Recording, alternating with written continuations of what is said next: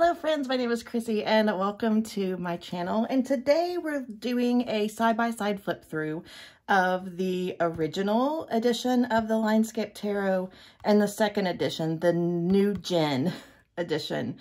If you've watched any of my deck tours, any of my top 10 decks, pieces of my soul, all of that, the Linescape Tarot will look very familiar. This deck is the closest that I've come to like a soul deck.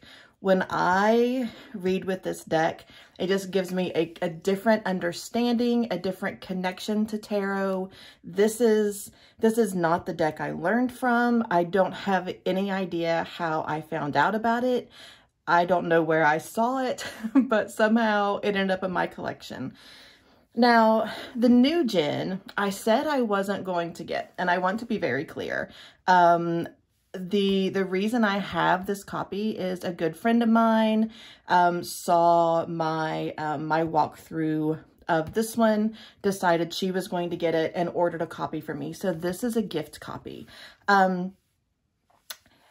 My hesitation for buying the second edition on my own is because where the shipping on this deck for me in the US is almost as much as the deck itself. So there wasn't enough difference for me that I could see in the Etsy or in the I don't know if it was Etsy or Kickstarter, but in the flip through to justify having a second copy. So I received this the other day. I flipped through it. I didn't do a really deep dive, and it's been a long time since I looked at what the exact differences were. So today we're just going to walk through the difference between these two decks. So first things first, the box is a little bigger, so I would assume that the deck itself is thicker. However, there was a little piece of packaging inside of this box to keep the cards snug in the box. So I don't know really how much different they are.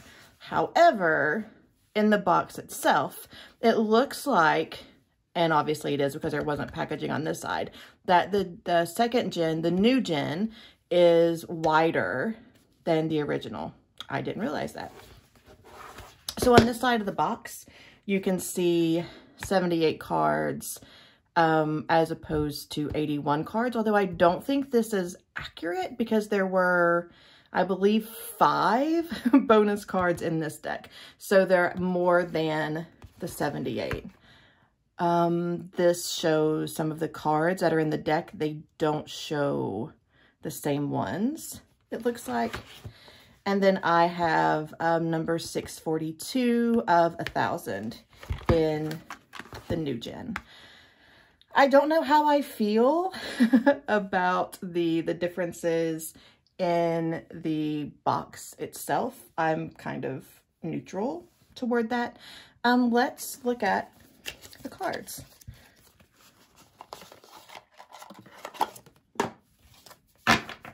So on the left, we will have the first edition.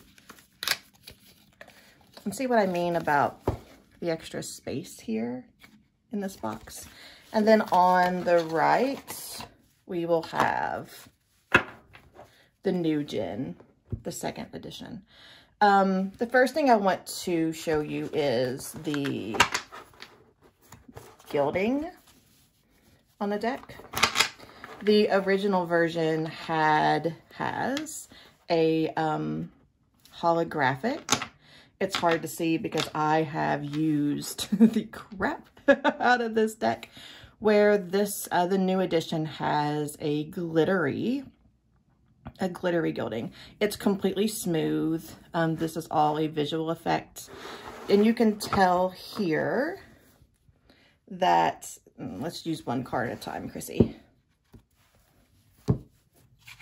That the new Gen is the same height, but a little bit wider than the original version. So I know that there are some cards in that came in the original deck, the first Gen, that I have lost. There is a thank you card in the new Gen, which I'm pretty sure the first edition had, which is a bookmark somewhere. And it also has the double-sided back, which I know came in the first deck, and I'm sure it is a bookmark somewhere. And then this also has my mark with a 642 out of 1,000 of the second edition. So we'll start with the backs. I honestly am not a fan at all of either of the backs. I really didn't like this one at all for a long time. But then when I saw this one, the second generation, I almost feel like this is a better suit for a better match for the deck itself. Thankfully, I flip all of my cards face side up immediately. I don't ever have the back showing, so it really doesn't matter. But I don't think either one of these backs are a good representative of the deck itself. But I love the deck so much that really doesn't matter all that much in the grand scheme of things. So we'll start first with the very first thing that I noticed. And these are both bonus cards. In the first generation, you'll notice that the line work is done in just white. That's it, just white ink. Where in the next gen, the cards, all of the line work, and then in these three cards, some other details, and the bonus card, some other details are done in, I guess, silver, holographic, reflective, I forget this word, embossing. But it is silver and it's reflective instead of just the simple white line from the original cards. And I honestly don't know how I feel about that. But we'll start by looking at the bonus cards in each deck. So in the first generation, we have a cute little meditating lady with a cat in her lap with the sun big and bright overhead. We have winter, spring, summer, and autumn. And what I love about these four cards is it is the exact same scene, just colored separately for the seasons. So the tree is the same, the church is the same, the mountains are the same. It's just simply different based on the season. I love these cards. I don't particularly use them in the deck. I take them out when I do readings, but I think they're beautiful and I love having them.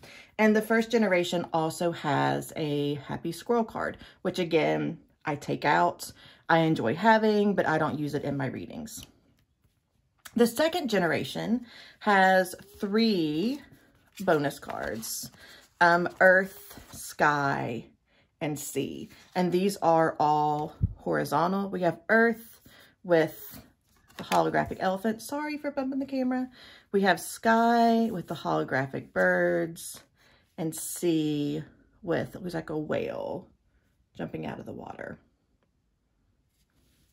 So those are the bonus cards in each deck.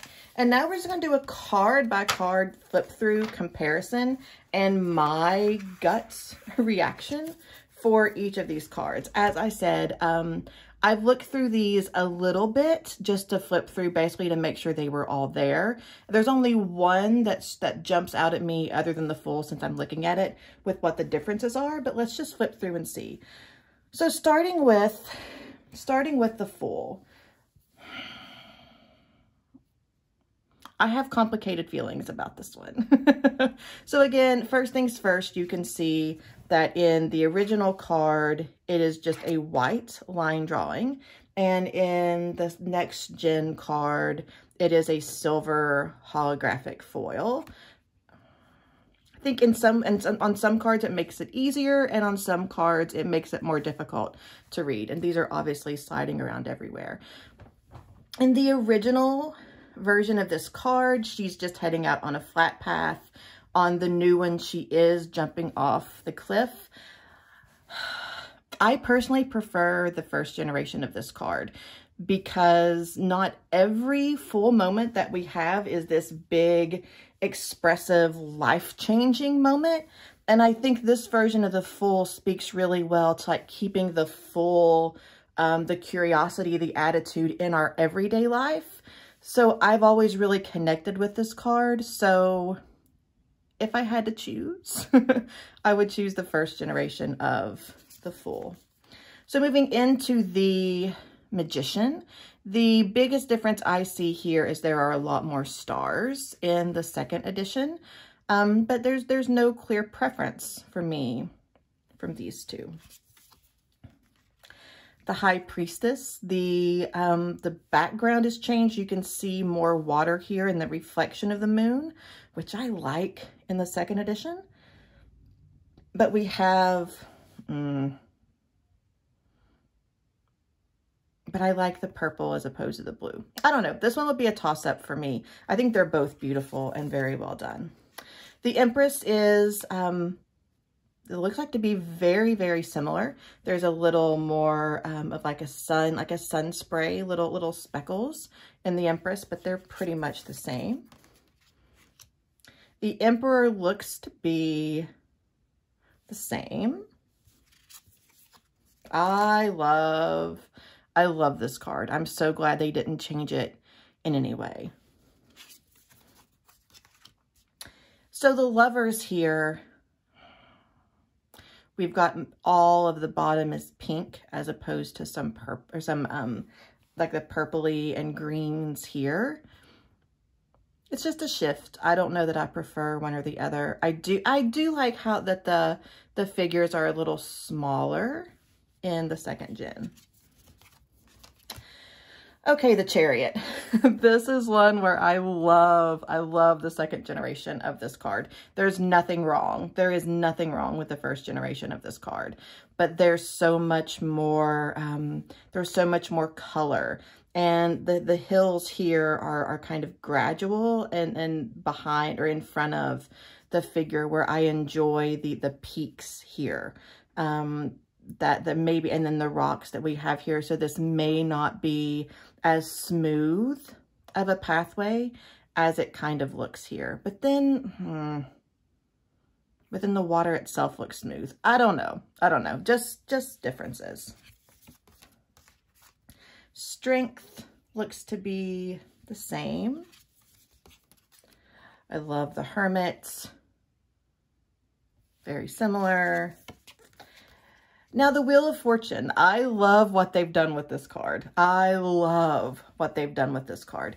Because here, in the second gen, they have taken the scene from the Seasons cards in the first deck and put them in the Wheel of Fortune. And I absolutely love that. I think it's a really nice nod back to the first generation, to some of the shifts that were made, but also just a more representative view of the cycle of the year.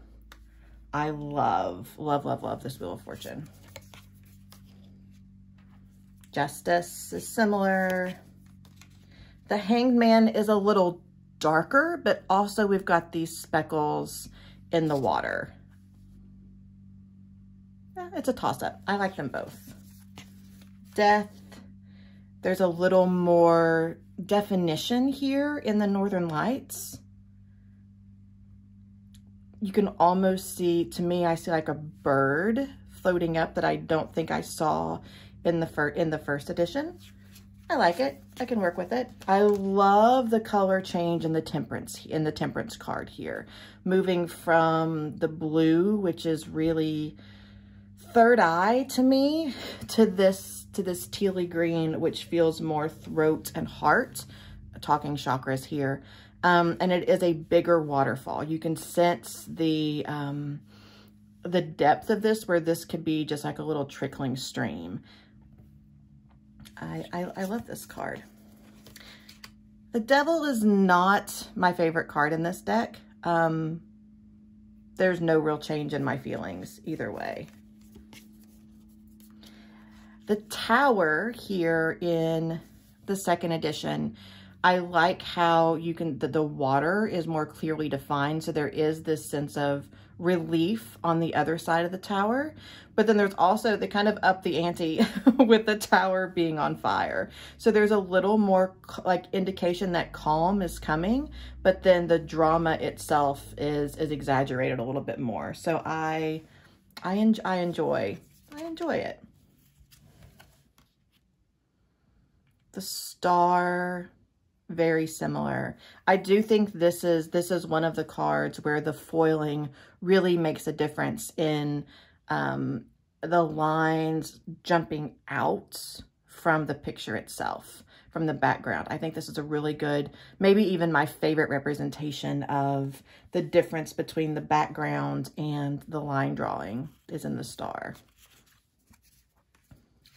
I've never known how I felt about the moon with the mermaid being like, especially in this version, with the mermaid being out of the water, that confuses me. I prefer the lighthouse and her being partially out of the water in the older version, but not a deal breaker in any way. I love the sun. The sun is beautiful in both decks.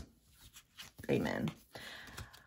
I love, this is another card similar to the Star, where I think the line work stands out so much more with the foiling than it does with the white line drawing.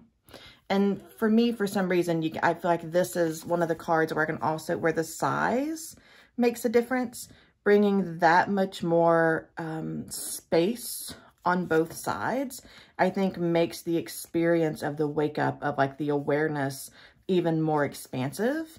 With the figure being a little smaller and a little more space on each side, there's more room to grow. And I like that in the next gen. And then the World, very similar. There's no shooting star in the new version, and there are additional star sprinkles. And then we start moving into the suits. Again, with the pale background with the sun here in the Ace of Wands, this is another one where this silver foiling really brings the energy and the line drawing out. The Two of Wands. This has always been one of my favorite cards. I love the Three of Wands in this deck. I think the really starburst sun here is a great addition. Love that card. The Four of Wands, it's a little more teal than where the first edition is a little more green. There's a little more blue in this one. Still one of my favorites. The Five of Wands. I don't particularly like either of these. I can see the difference between like a tornado and fallen leaves, but I don't know how I feel about the animals here and the Ferris wheel in the background. I know what this card means, and that's the only reason why I like it. But I don't particularly enjoy either representation. I love the new Six of Wands. I don't know what it is about it. I think they're both beautiful, but the road,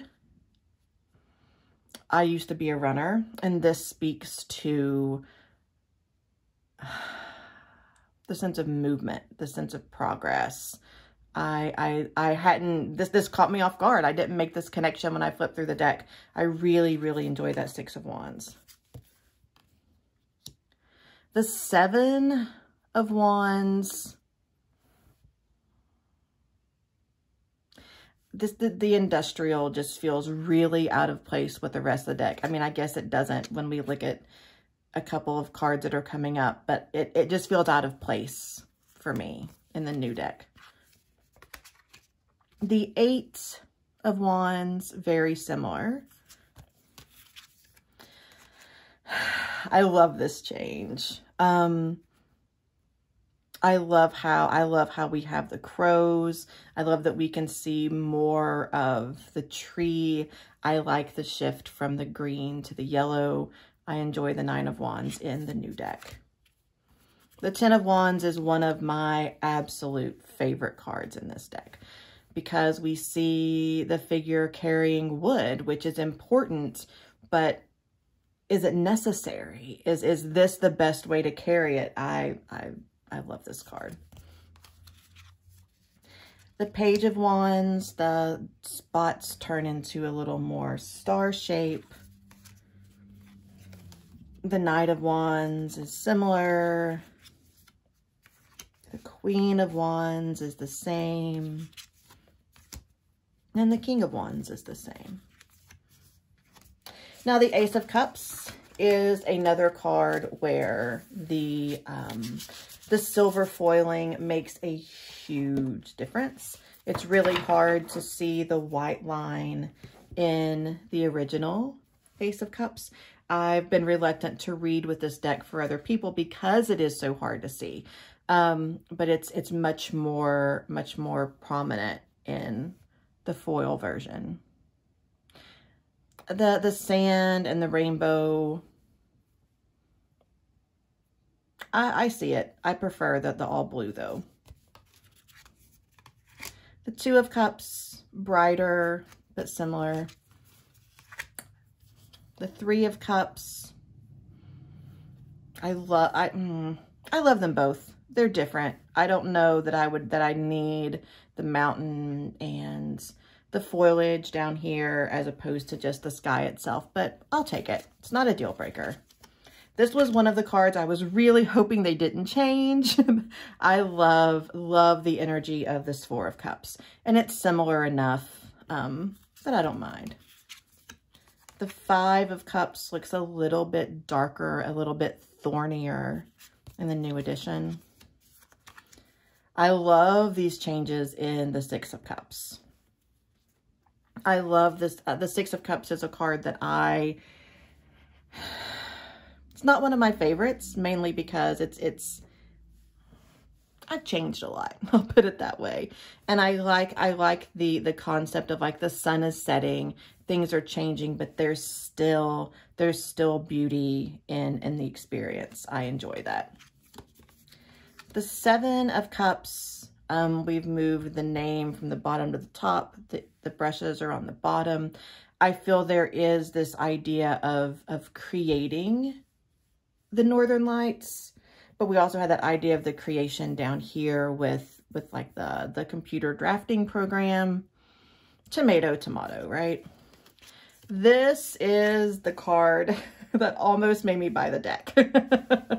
I love this representation of the Eight of Cups. Do I stay where I am and do this work that I'm all tied up in, or do I cut this cord?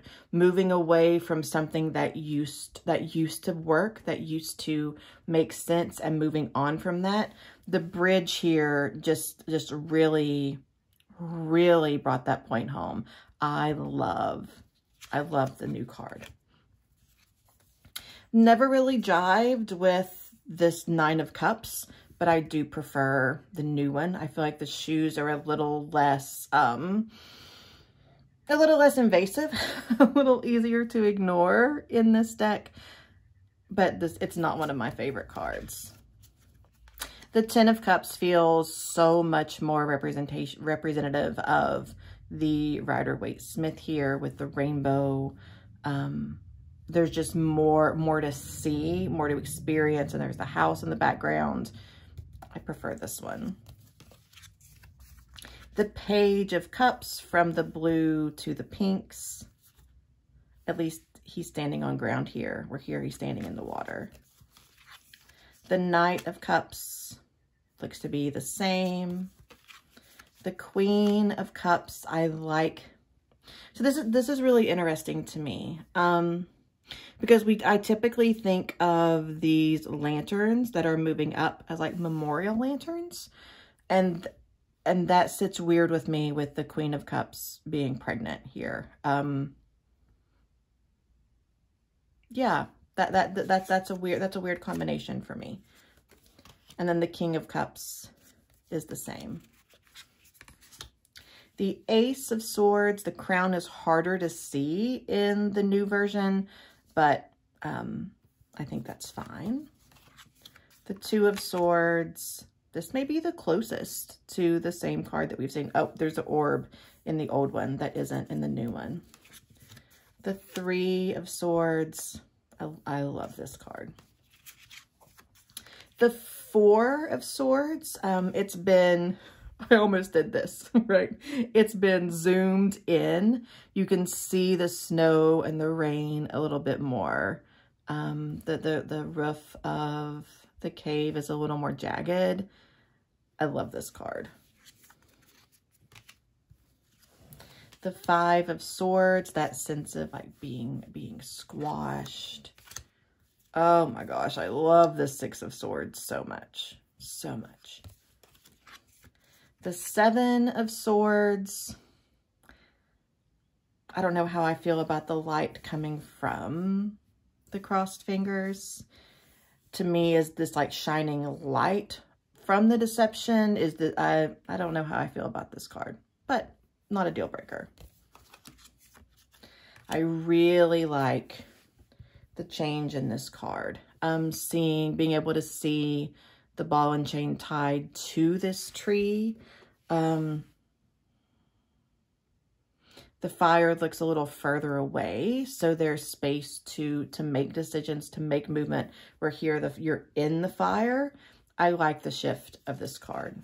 I didn't realize until right now how much this card, the vector style of it reminds me of the Amethyst Oracle and the Synchro deck, which I don't have the tarot deck, but from Jessica Bott. This is very, the vector style here, I think that's the right word, is very early days Jessica Bott.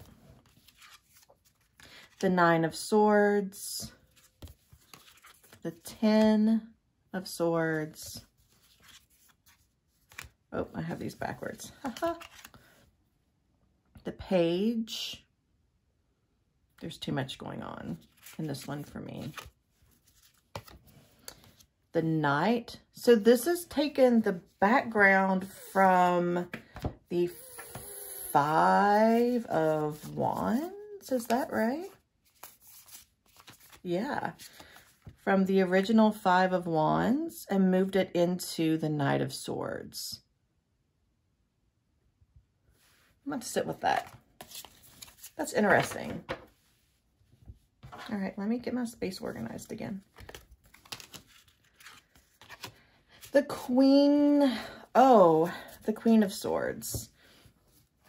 I think I prefer the realistic butterfly here. But I love the movement of the air. Oh, I love this King of Swords so much. It's a beautiful card. The Ace of Pentacles, we have a lot more green and a lot less mountain and sky from the blue, which I appreciate in the Pentacles. For the Ballerina, very similar. For some reason, I was feeling like this card was different, but when I see it, it's not at all. I love, love, love this Three of Pentacles, which is interesting because I know I talked about the smokestacks feeling out of place in the previous card, but I think this Three of Pentacles can tie that in. Okay, I'll take it. This Four of Pentacles, the sense of structure, I really, really enjoy. But I wish that, again, I'm playing iPhone screen. I wish that they had zoomed this out so that the edges of the blocks met the edges of the card like it does in the original edition. Beautiful Five of Pentacles, but I actually think the white lines stand out better here than the silver. I love the Six of Pentacles so much. The Seven of Pentacles. You can see more agriculture, not just the plants. So they do seem to fit better into this scene than here. But I'm confused with both palm trees and an evergreen tree. That's weird to me. Another card I love, the Eight of Pentacles.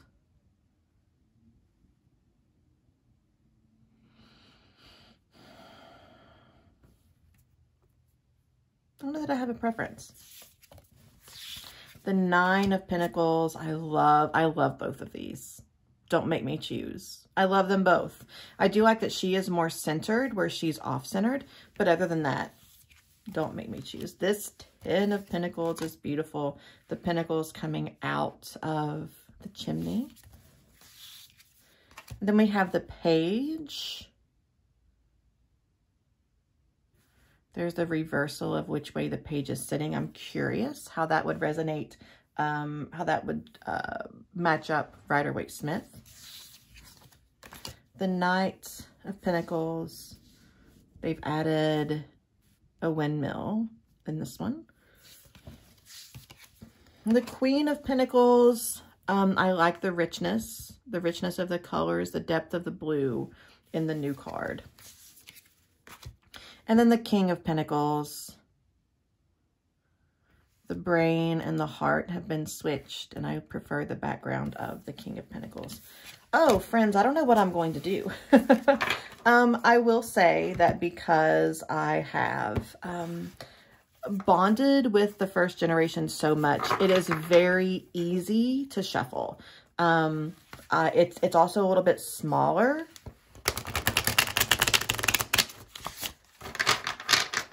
My ring got in the way. My ring got in the way of the riffle. It caught it.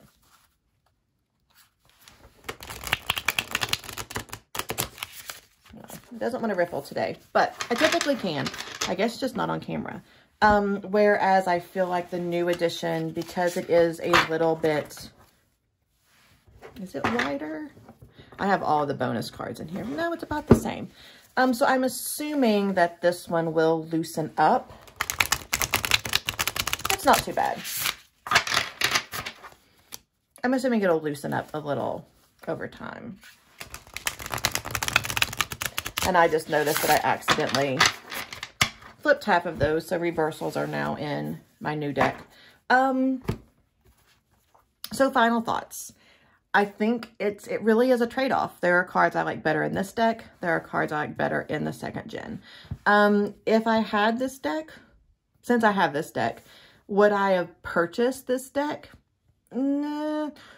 Would I have purchased this deck if the shipping wasn't as much as the cost of the deck itself? Absolutely. Would if I could get this from a US distributor, a US shipper, I would totally pay the price for the deck itself, even if I have this one. It really was the cost of shipping that was cost prohibitive for me.